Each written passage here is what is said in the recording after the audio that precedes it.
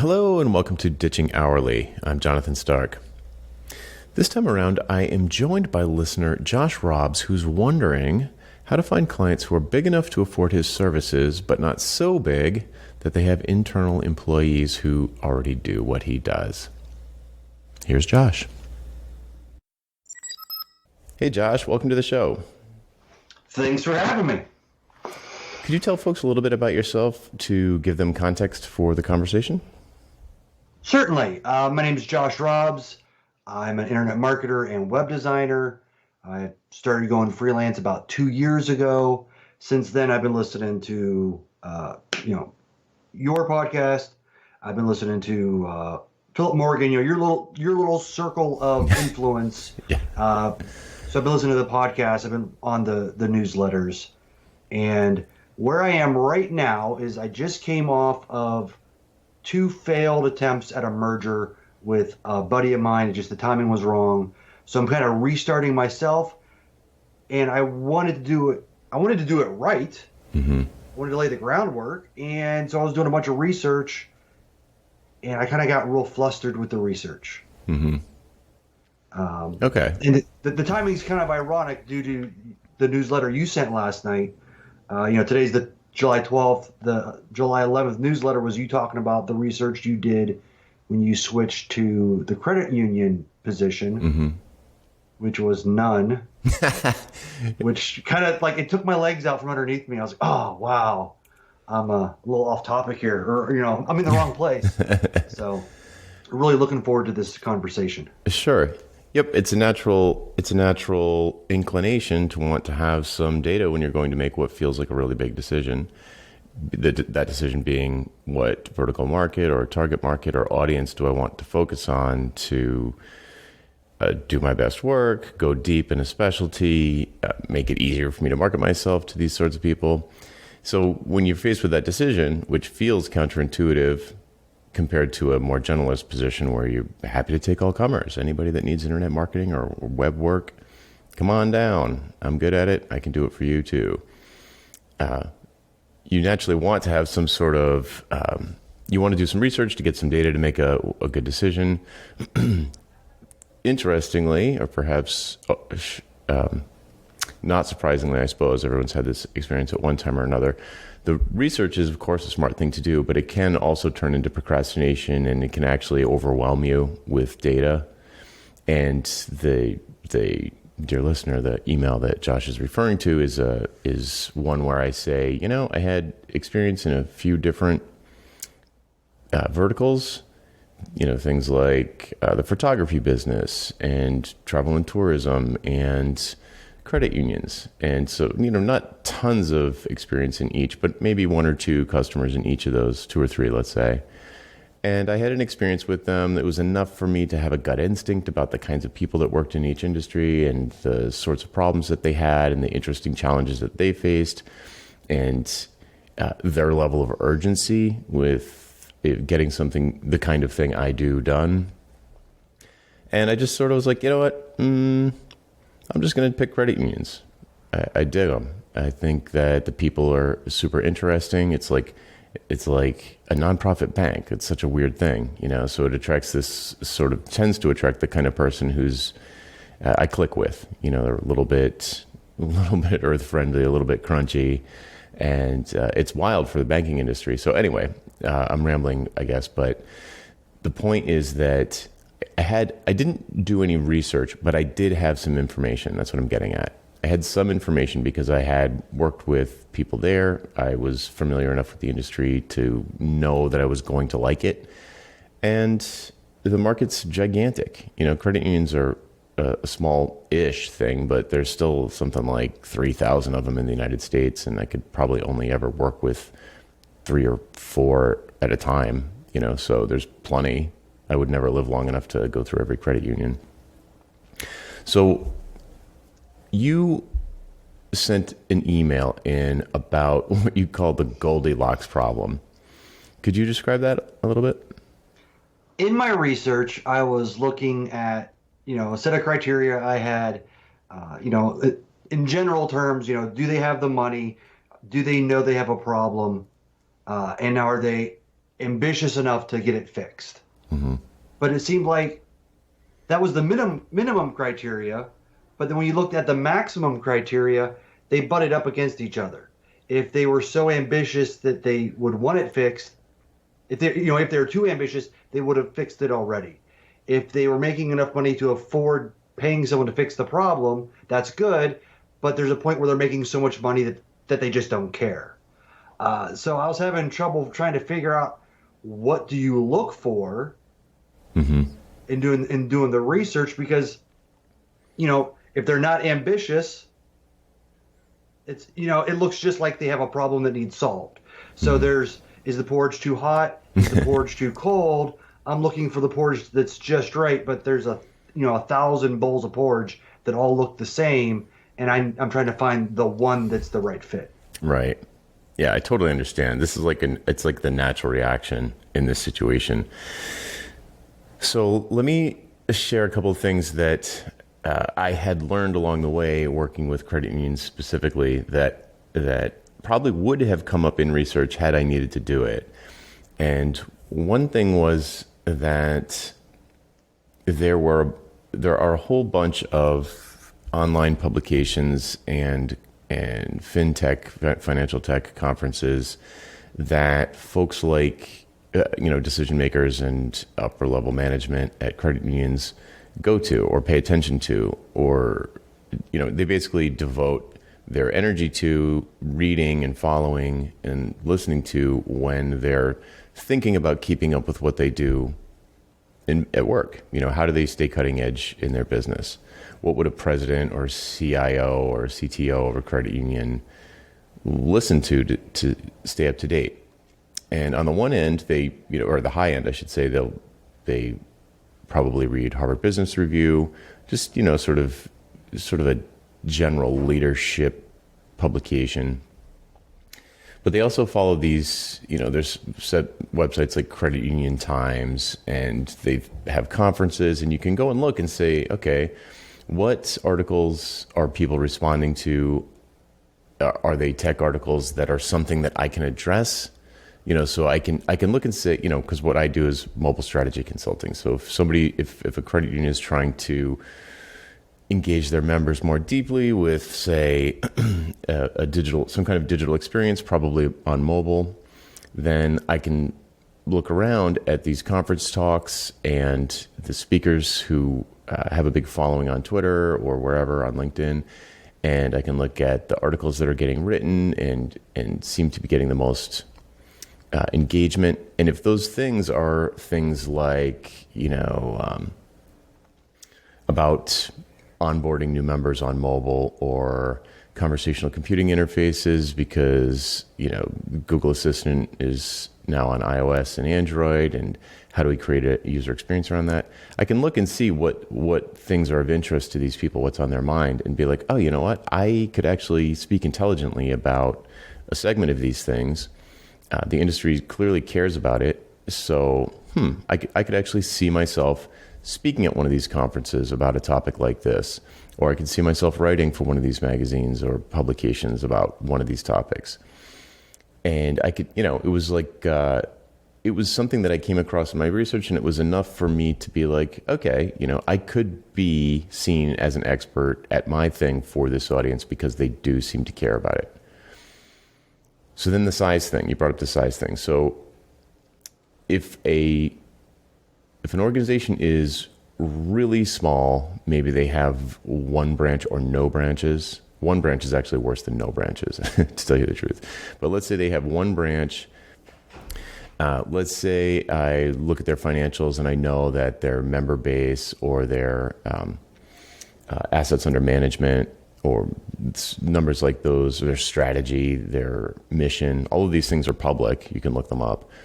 If they're really small, the odds of me coming in and doing like a redesign of their mobile onboarding process for new members, the odds of that moving the needle for their business enough to afford what I would want to charge for that is pretty low, because they're just not going to get the benefit. Like if I can increase the number of members that they get, in a year by 100, it's not going to be worth paying me $100,000 to do that because it's just way too much per member. On the other end of the spectrum, the very, very high-end company or businesses like Navy Federal, for example, is probably the biggest credit union in the country. And they're already going to have the budget to have people like me as full-time employees. So they're not going to really benefit from hiring me, usually not going to benefit from hiring someone like me to come in to do something global across the organization because, like you said, if they're ambitious and they know that they have this problem that they need being solved, they probably just have an employee that they're paying, probably $100,000 to $200,000 a year in salary to focus specifically on it. So you're right. You do have to kind of find this middle ground where the credit union is big enough to benefit from your assistance in a way that allows you to charge what you want to charge, a fair amount for you, but that they don't have enough money to have someone full-time doing it, or they haven't been able to find someone to do it full-time. So when I look back at the people I've worked with, not just in credit unions, but over the years, just doing general consulting, it's usually someone who is in a transition phase and they've got what they see as a fairly high stakes project going on. So this can happen when there's a big event in the industry, something like, new president changes regulations, or there is some radical new technology that people are starting to explore, or a huge competitor releases something that seems really compelling and they're just way behind the curve and need to catch up quickly. So some sort of high profile, high risk situation where the organization is like, okay, we need to commit resources to kind of get over this next hurdle. And it has a very high stakes feel to it inside of the organization. It's a big deal. It would be really bad if it blew up in their face, and they're devoting resources and attention to it. So they're willing to spend money to decrease the risk of it blowing up in their face, but they either don't have the money or don't have the time to get a full-time employee in there to devote all of their attention to it. Does that make sense? That makes a lot of sense. The number one thing that I'm taking away right now that it's funny how sometimes the best ideas are just slight shifts. Mm-hmm. I've always heard the trick of, is there a conference? Is there a magazine? Congratulations, the market is big enough. Mm-hmm. But identifying the problems that your potential client, let me rephrase that. Look for people that your potential client sees as a leader or an influencer, mm-hmm. and what are the problems that person is talking about? Yes. What is the topic of the keynote? Not, is there a conference? Oh, I see what you're saying. Yes, that's a great point, because I probably don't usually, and I know Philip talks about the conference thing too. You can learn a ton of information from going through a conference. So you can deconstruct a conference and get a ton of information. So first you say, okay, is there a conference? Yes. Is it small enough? Because they can be huge. Like you can have, whatever the Salesforce conference is, it's like 150,000 people or something insane like that. You want a conference that's probably it's a big pond, let's put it like that. So you'd need to have a lot. It would take longer to become a well-known authority in a pond that big. So you want to find a conference for sure that exists, but you also want to find one where it's not ginormous. Like, is there a conference that's maybe attended by 5,000 to 10,000 people and has it's maybe 2 days, 1 or 2 tracks, maybe have 20 speakers, a couple keynotes, but you don't leave it at that. Then what I would do next is say, okay, I would go through the speaker list and look for somebody, just like you said, who's talking about something sort of similar to what I do, or at least related enough that it could be complementary. And I kind of, it sounds creepy, but I kind of will stalk that person online. I'll find where they're most active, Instagram, Twitter, LinkedIn, whatever. I'll see what they're talking about. I'll see what the engagement is on their posts and their updates. and I'll think about, okay, what's unique about my take on this, or what's different about my take on this, or maybe my thing is slightly different but similar enough that I could carve out a little space for myself next to, underneath, above this other person.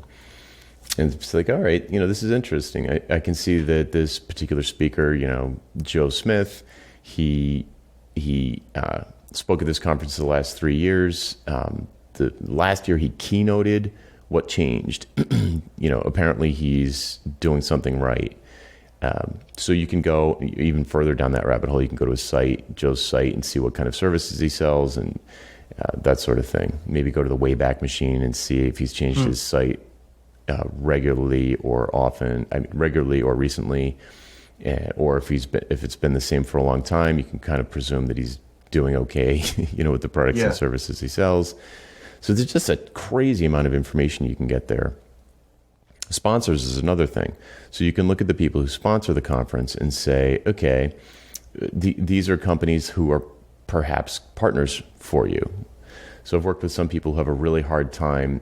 They're in an industry that's very difficult to detect publicly available outreach signals for their service. So I'm thinking of one guy who's really good with migrating from on-premise server farms to the cloud or vice versa. And it's really hard to know when someone's thinking about doing that.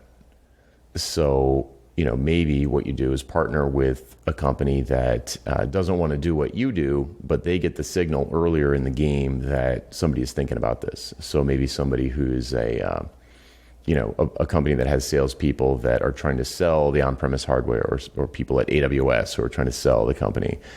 And it's partner with those people, that you would find from the sponsorship list at a particular conference, and see if you can come up with some mutually beneficial arrangement where, you're sort of passing leads back and forth in a way that's going to ultimately help clients.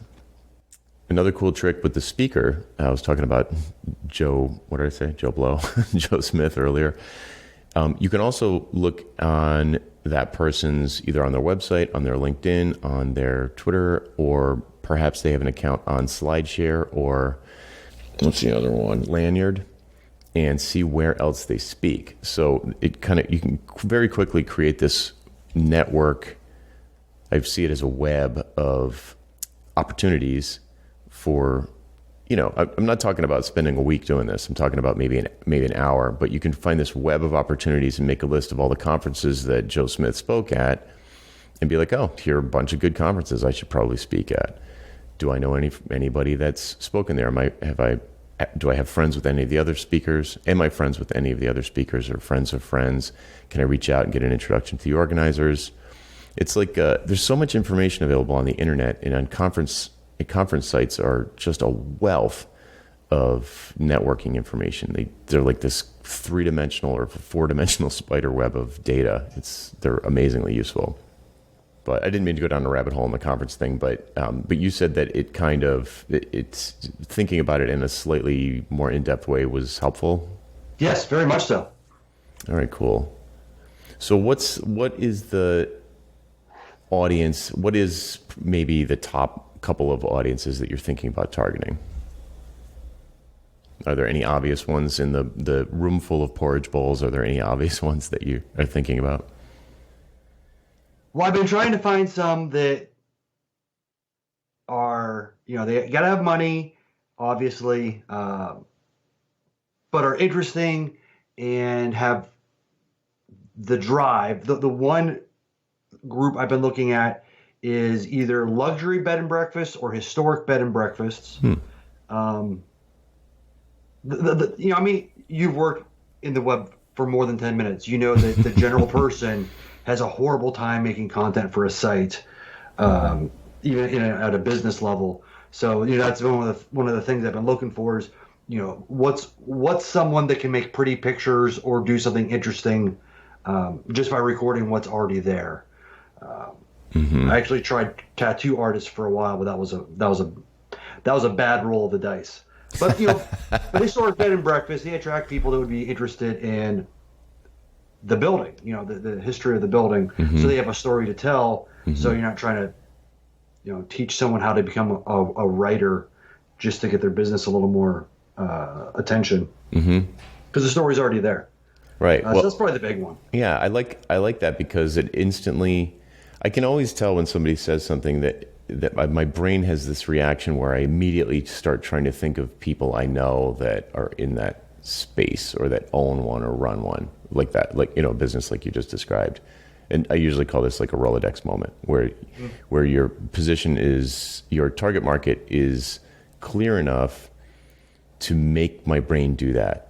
And when someone is still general, very, very general, and they're just saying, "Oh, I design websites," your brain, it's just this. Your brain can't.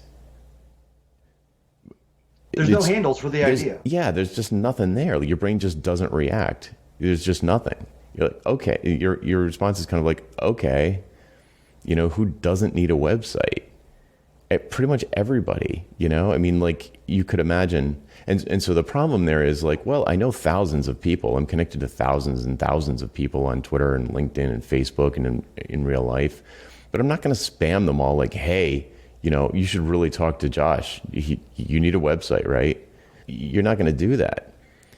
In order to give your friends and family and colleagues the tools that they need to do what they want to do, which is help you, you need to come up with something that is specific enough to trigger that kind of a Rolodex moment. And when you said luxury, I'm not sure which one's better, but they both triggered, and they're both different, and they're both going to have different, probably different concerns. So a luxury B&B, you said, or a historic B&B.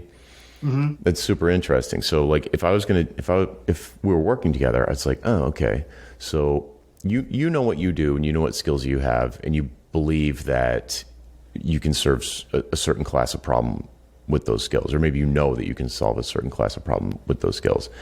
So the next thing I would do is talk to some people in the target market and say, hey, how's business? What are the things that keep you up at night? If you could wave a magic wand and solve something about your business or fix something about your business, even if it's impossible, what would it be? And hopefully, but not necessarily, they're going to say something that is in the problem space that you believe that you can help them with using your particular kind of tools. There might be other kind of tools that people could solve those same problems. Maybe you're an internet marketer and you can solve those problems, or maybe somebody else is an SEO expert, or maybe they have a guerrilla marketing thing that they do where they send people with sandwich boards walking up and down the streets. It's not internet based at all. But both of you, two people, could solve the same problem, which is in the off season, we are way below capacity. We've got a bunch of rooms going empty, and we really want to fill up that space somehow. So that's maybe a problem that has a tech solution. Maybe it's a sandwich board solution, but you need to know what the problem is so you can speak the business owner's language, and before that even detect if they care about the problem and how much they care about it. So like, is this a major pain? Are you in danger of losing the place because you can't make the mortgage payments? How quickly do you need to do this? Do you have investors that helped you renovate the place or build the new place out, and they're getting antsy because projections were higher than reality? So, if you can talk to people and find out those things, and you could say, oh, you know what, Bob, I actually don't think I can help you. You have a problem that I can't help you with, but thanks for chatting. If I can think of anybody that can help you with that problem, I'll be sure to put them in touch with you.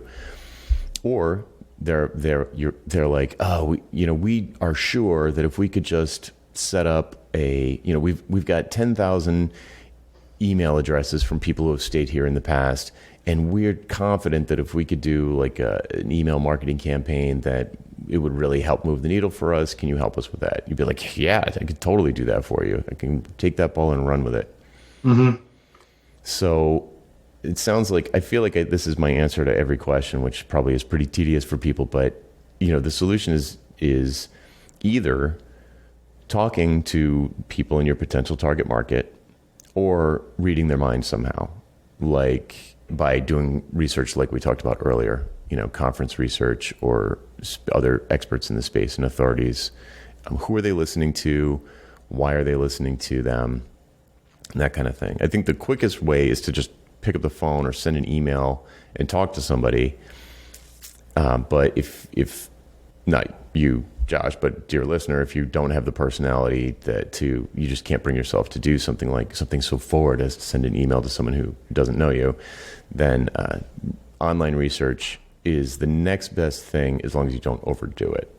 Yeah, I think the big trick I'm picking up right now is not coming across with a problem that I'm saying is important, but finding a problem that someone in their community is saying is important. Because, who am I to them?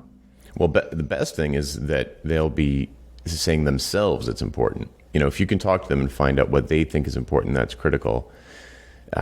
But it's a decent proxy if you see that, Joe Smith, B&B consultant extraordinaire, has been talking about marketing automation for the last 2 years, and he's been moving up the ranks of the speaker circuit, then it's reasonable to assume that that is a problem that needs solving for the audience. Yeah. You can't just decide, the world doesn't, unfortunately, the world doesn't owe us a living to engage in our favorite activities or the skill that we have mastered. My wife's an incredible knitter, but I don't think she's going to be doing $10,000 consulting gigs anytime soon. Yeah. It's just not a problem that has a lot of money attached to it. But if someone's running a luxury B&B, I'll bet you they have all sorts of problems that boil down to money. And there are a lot of what I would call leading indicators that will be on their minds that will solve their money problems. So, more capacity, deferred maintenance, loan service, debt service. There could be all sorts of things that the people who are running the B&B, the owner, whatever the owner is called, the president of the B&B, mm-hmm. There are all sorts of problems that they have, and your job if you're going to do research, your job is to find the overlap in the Venn diagram of their problems, mm-hmm. Not the problems you think they have or even that they have, the problems that they know they have that overlap with solutions that you can provide. Pretty important distinction. Oh, yeah. Cool. Is that, I don't know, I don't want to take up your whole day. Does that help with the original Goldilocks question? I think it bypasses it, so it solves the problem without actually beating up the problem itself. Meta. And sometimes that's an even better solution. Right. All right, great. Well, we can probably wrap it up there. Josh, where can people find out more about you online? Right now, my primary website is rustbeltwebworks.com. Awesome. Great name. All right. Well, thanks again for coming on the show. Thanks for the help. The next time someone asks you for your hourly rate, you should say, I don't have one. To learn what to say next, visit valuepricingbootcamp.com to sign up for my free email course. That website again is valuepricingbootcamp.com.